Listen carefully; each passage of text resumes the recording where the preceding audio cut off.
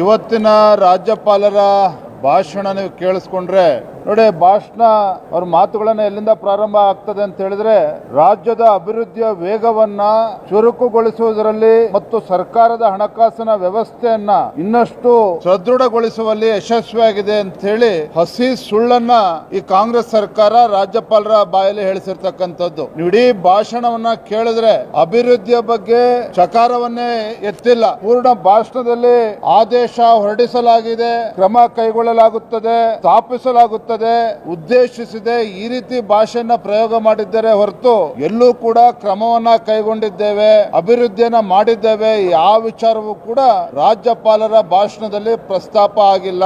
ಯಾವುದೇ ರೀತಿಯ ಅಂಕಿಅಂಶಗಳನ್ನು ಕೂಡ ನೀಡಿಲ್ಲ ಅಂತಕ್ಕಂಥದ್ದು ಸ್ಪಷ್ಟವಾಗಿದೆ. ಕಳೆದ 2 ವರ್ಷದಲ್ಲಿ ಈ ಕಾಂಗ್ರೆಸ್ ಸರ್ಕಾರ ಬಂದ್ಮೇಲೆ ಅಭಿವೃದ್ಧಿನೇ ಆಗದೆ ಇದ್ದಾಗ ಯಾವ ರೀತಿ ಅಭಿವೃದ್ಧಿಗೆ ವೇಗವನ್ನ ಕೊಟ್ಟಿದ್ದಾರೆ ಅನ್ನೋದನ್ನ ಮುಖ್ಯಮಂತ್ರಿಗಳು ಮುಂದಿನ ದಿನದಲ್ಲಿ ಹೇಳಬೇಕಾಗ್ತದೆ. ಒಂದೇ ಮಾತಲ್ಲಿ ಹೇಳೋದಾದ್ರೆ, ರಾಜ್ಯ ಅಭಿವೃದ್ಧಿ ವಿಚಾರದಲ್ಲಿ ನಟ್ಟು ಬೋಲ್ಟ್ ಎಲ್ಲವೂ ಕೂಡ ಲೂಸ್ ಆಗಿದೆ. ಇದನ್ನ ರಾಜ್ಯಪಾಲರ ಭಾಷಣದಲ್ಲಿ ಸ್ಪಷ್ಟವಾಗಿ ಗೋಚರ ಆಗ್ತದೆ.